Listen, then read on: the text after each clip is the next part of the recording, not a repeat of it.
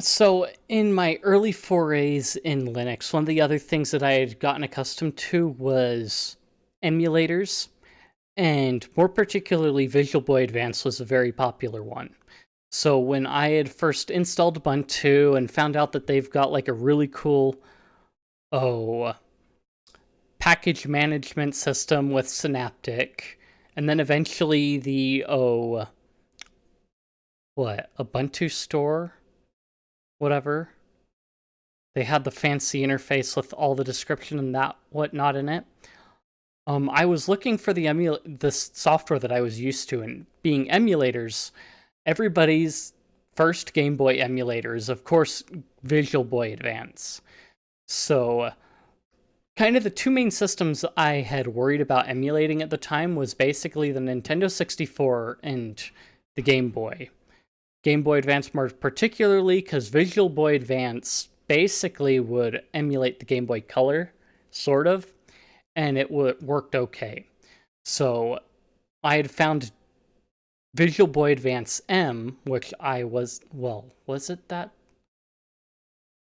I don't think it was at the time M. I don't remember. But that's kind of the first one I used. It worked okay. It played the ROMs that I wanted to. And of course, that's everyone's favorite one, and some people still will die by it because MGBA exists, much more accurate. Probably, I mean, it may be just about as light, but it has more compatibility for games and more features in a lot of senses. But Visual Boy Advance was kind of like that first one that, like, okay, I can sit here, I can run up a ROM and I can play it just fine in here. So I was comfortable with that. And of course, you have like Wine that you can run your emulators in and whatnot. So that kind of comes into play a little bit, but not too much. But MGBA I wasn't quite aware of if it was available, which I doubt it was at the time. So that's basically it. The other one I was worried about was Nintendo 64, and I found Mupen 64 down the road. The sad part for me was that it didn't run games as well as Project 64 did, so I would sometimes try and run Project 64 in Wine, and it somewhat worked, but sometimes it required DirectX, and installing DirectX without Wine tricks is kind of a treat, and I wasn't quite aware of everything involved with like the Wine stuff at the time either. And of course, it's actually much easier now than it was then, especially with RetroArch.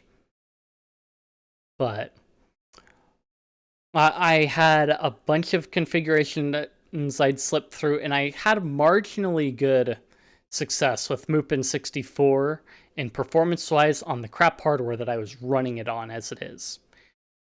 The cool thing was having an interface that was similar to what I was already used to. So Mupen 64 in a lot of ways was very similar to Project 64, and in some ways I found it somewhat better because I believe, depending on the front end you picked, you actually got a full controller diagram of a Nintendo 64 controller that you were mapping keys to or controller controls to. Of course, compatibility with certain ROMs was kind of hit and miss again. I had a whole slew and library of Nintendo 64 ROMs, and it was hit and miss whether they worked or not. So it wasn't quite up to par with Project 64, but of course, over time, being a continuing project, it has, I think, caught up pretty well. But those are kind of the two main things that I had worried about at the time. There was a little bit of NES, and I think I had looked for NES emulators. I think, what was it? FC Ultra.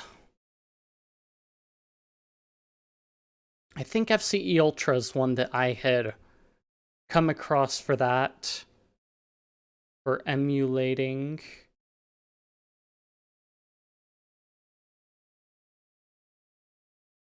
Yeah, so if it was in the repos, I think it was FCE Ultra that I had installed. And then actually there was one more. And it's a really bad emulator.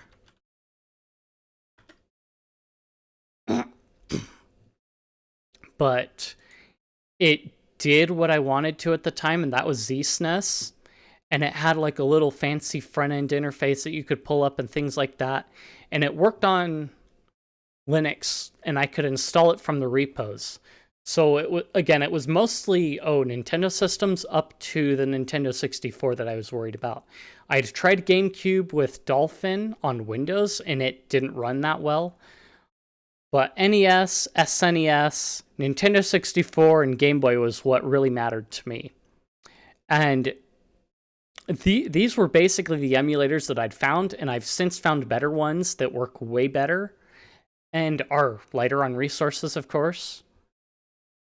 So, of course, I would recommend different ones than what I used back then. MGBA for Game Boy, Gambit for Game Boy Color, BSNES or SNES 9X for SNES. Probably Nestopia. I'd probably stick with FCE Ultra, maybe, for NES, or Nestopia, one of the two. And of course, all these are available as libretro cores as well, so you install RetroArch and install the cores. Mupen 64 stays the same, basically, because it's about the only one, because I think about the other one is Parallel, and that's basically Mupen 64 with Vulkan front end for graphics. So it's basically the same. And yeah, Dolphin is pretty much a standard one for your GameCube and Wii. So that's basically kind of the ones that I went through and kind of my nostalgia of the emulators that I used when first getting into Linux. If you enjoyed the video, be sure to leave a like, comment, subscribe, share the video. Algorithm really seems to like that, and it actually helps it get directly out to more people. And you can even join the chat and interact when I'm not online or what have you in Discord, Guilded, XMPP, and check out my streaming stuff. Links are all in the description places, and I will see you guys later.